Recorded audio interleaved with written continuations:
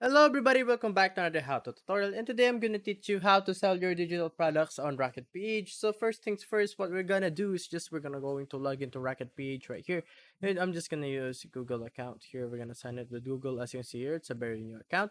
Then after that, we're just gonna skip this, X that, go here. Let's go right here. You can just see your stuff here. We're gonna head to products. You're gonna add your first product here. It's gonna be a digital product right here. Then we're just gonna choose like a random thing here. We can just have downloadable music track right here. You can just like add your music track here. Let's say epic music. Let's go.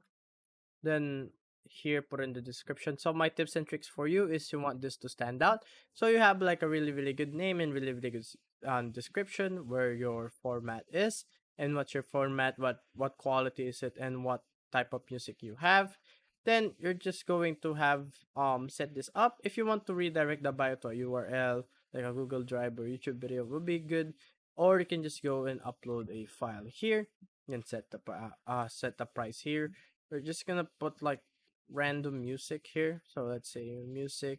Let's add like Undertale OST. This is an example, guys. Okay, this is not actually real, so I'm just gonna put that here.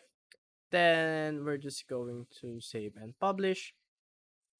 And there we go, guys. That's how you upload your digital products on Racket.ph. So my tips and tricks for you is to make your product really appealing to the people and make sure it's very detailed, and also make sure that you just upload try to upload all the videos on YouTube, TikTok, or Facebook. Promote your product and your product link so people will see your product more and they will more inclined to buy it rather than just scrolling to Rocket.ph.